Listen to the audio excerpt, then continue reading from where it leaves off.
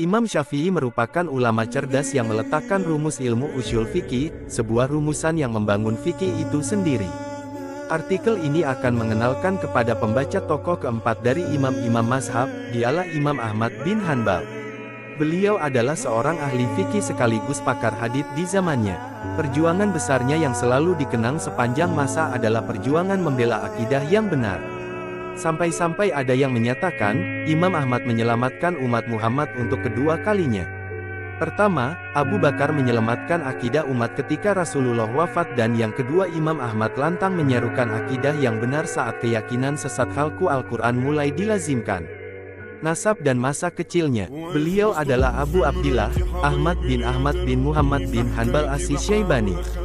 Imam Ibnu Al-Atsir mengatakan, tidak ada di kalangan Arab rumah yang lebih terhormat, yang ramah terhadap tetangganya, dan berakhlak yang mulia, daripada keluarga Syaiban. Banyak orang besar yang terlahir dari kabilah Syaiban ini, di antara mereka ada yang menjadi panglima perang, ulama, dan sastrawan. Beliau adalah seorang Arab Adnaniyah, nasabnya bertemu dengan Nabi Shallallahu Alaihi Wasallam pada Nizar bin Ma'ad bin Adnan. Imam Ahmad dilahirkan di ibu kota Kekhalifahan Abbasiyah di Baghdad, Irak, pada tahun 164 H780 m. Saat itu, Baghdad menjadi pusat peradaban dunia di mana para ahli dalam bidangnya masing-masing berkumpul untuk belajar ataupun mengajarkan ilmu.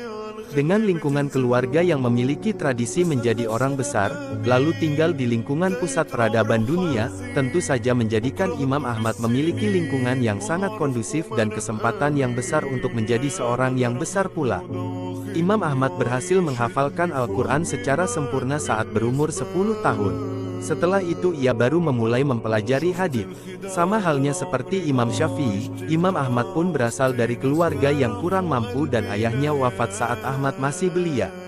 Di usia remajanya, Imam Ahmad bekerja sebagai tukang pos untuk membantu perekonomian keluarga. Hal itu ia lakukan sambil membagi waktunya mempelajari ilmu dari tokoh-tokoh.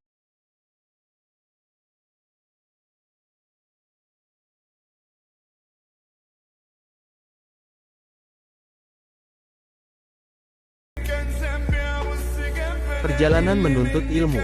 Guru pertama Ahmad bin Hanbal muda adalah murid senior dari Imam Abu Hanifah yakni Abu Yusuf Al-Qadi. Ia belajar dasar-dasar ilmu fikih, kaidah-kaidah ijtihad, dan metodologi qiyas dari Abu Yusuf. Setelah memahami prinsip-prinsip mazhab Hanafi, Imam Ahmad mempelajari hadits dari seorang ahli hadits Baghdad, Haitsam bin Bishr. Tidak cukup menimba ilmu dari ulama-ulama Baghdad, Imam Ahmad juga menempuh safar dalam mempelajari ilmu. Ia juga pergi mengunjungi kota-kota ilmu lainnya seperti Mekah, Madinah, Suriah, dan Yaman. Dalam perjalanan tersebut ia bertemu dengan Imam Syafi'i di Mekah, lalu ia manfaatkan kesempatan berharga tersebut untuk menimba ilmu dari beliau selama 4 tahun. Imam Syafi'i mengajarkan pemuda Baghdad ini tidak hanya sekedar menghafal hadits dan ilmu fikih, akan tetapi memahami hal-hal yang lebih mendalam dari hadits dan fikih tersebut. Walaupun sangat menghormati dan menuntut ilmu kepada ulama-ulama mazhab Hanafi dan Imam Syafi'i, namun Imam Ahmad memiliki arah pemikiran fikih tersendiri. Ini menunjukkan bahwa beliau adalah seorang yang tidak fanatik dan membuka diri menjadi seorang ulama. Setelah belajar dengan Imam Syafi'i, Imam Ahmad mampu secara mandiri merumuskan pendapat sendiri dalam fikih. Imam Ahmad menjadi seorang ahli hadits sekaligus ahli fikih yang banyak dikunjungi oleh murid-murid dari berbagai penjuru negeri Islam. Terutama setelah Imam Syafi'i wafat di tahun 820, Imam Ahmad seolah-olah menjadi satu-satunya sumber rujukan utama bagi para penuntut ilmu yang senior maupun junior. Dengan ketenarannya, Imam Ahmad tetap hidup sederhana dan menolak untuk masuk dalam kehidupan yang mewah. Beliau tetap rendah hati, menghindari hadiah-hadiah terutama dari para tokoh politik. Beliau khawatir dengan menerima hadiah-hadiah tersebut menghalanginya untuk bebas dalam berpendapat dan berdakwah. Abu Dawud mengatakan, majelis Imam Ahmad adalah majelis akhirat. Tidak pernah sedikit pun disebutkan perkara dunia di dalamnya. Dan aku sama sekali tidak pernah melihat Ahmad bin Hanbal menyebut perkara dunia.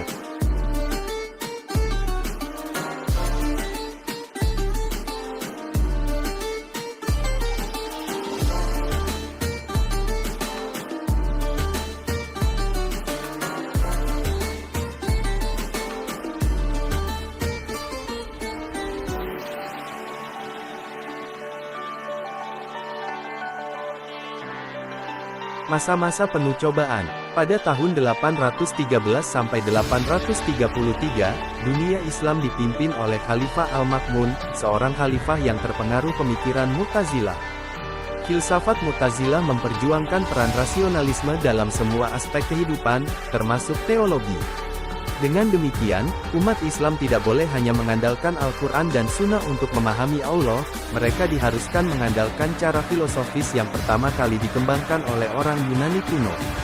Di antara pokok keyakinan Mu'tazilah ini adalah bahwa meyakini bahwa Al-Quran adalah sebuah buku dibuat, artinya Al-Quran itu adalah makhluk bukan kalamullah.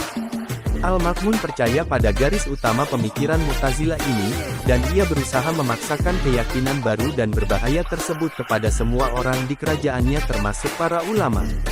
Banyak ulama berpura-pura untuk menerima ide-ide Mu'tazilah demi menghindari penganiayaan, berbeda halnya dengan Imam Ahmad, beliau dengan tegas menolak untuk berkompromi dengan keyakinan sesat tersebut. Al-Ma'mun melembagakan sebuah inkuisisi, lembaga penyiksaan, dikenal sebagai Mihnah. Setiap ulama yang menolak untuk menerima ide-ide Mu'tazilah dianiaya dan dihukum dengan keras. Imam Ahmad, sebagai ulama paling terkenal di Baghdad, dibawa ke hadapan Al-Ma'mun dan diperintahkan untuk meninggalkan keyakinan Islam fundamentalnya mengenai teologi. Ketika ia menolak, ia disiksa dan dipenjarakan. Penyiksaan yang dilakukan pihak pemerintah saat itu sangatlah parah. Orang-orang yang menyaksikan penyiksaan berkomentar bahwa bahkan gajah pun tidak akan bisa bertahan jika disiksa sebagaimana Imam Ahmad disiksa. Diriwayatkan karena keras siksaannya, beberapa kali mengalami pingsan. Meskipun demikian, Imam Ahmad tetap memegang teguh keyakinannya, memperjuangkan akidah yang benar, yang demikian benar-benar menginspirasi umat Islam lainnya di seluruh wilayah Daulah Abbasiyah.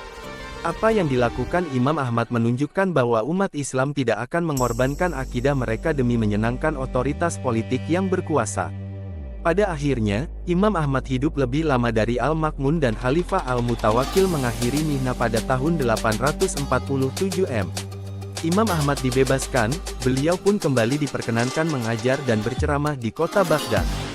Saat itulah kitab Musnad Ahmad bin Hanbal yang terkenal itu ditulis. Wafatnya Imam Ahmad. Imam Ahmad wafat di Baghdad pada tahun 855 M. Banan bin Ahmad Al-Qohbani yang menghadiri pemakaman Imam Ahmad bercerita, jumlah laki-laki yang mengantarkan jenazah Imam Ahmad berjumlah 800.000 orang dan 60.000 orang wanita. Warisan Imam Ahmad yang tidak hanya terbatas pada permasalahan fikih yang ia hasilkan, atau hanya sejumlah hadits yang telah ia susun, namun beliau juga memiliki peran penting dalam melestarikan kesucian keyakinan Islam dalam menghadapi penganiayaan politik yang sangat intens. Kiranya inilah yang membedakan Imam Ahmad dari ketiga imam lainnya.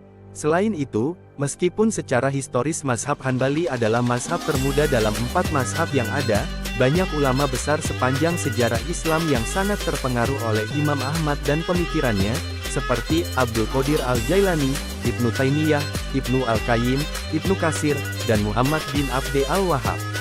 Semoga Allah Ta'ala menerima amalan Imam Ahmad bin Hanbal dan menempatkannya di surga yang penuh kenikmatan.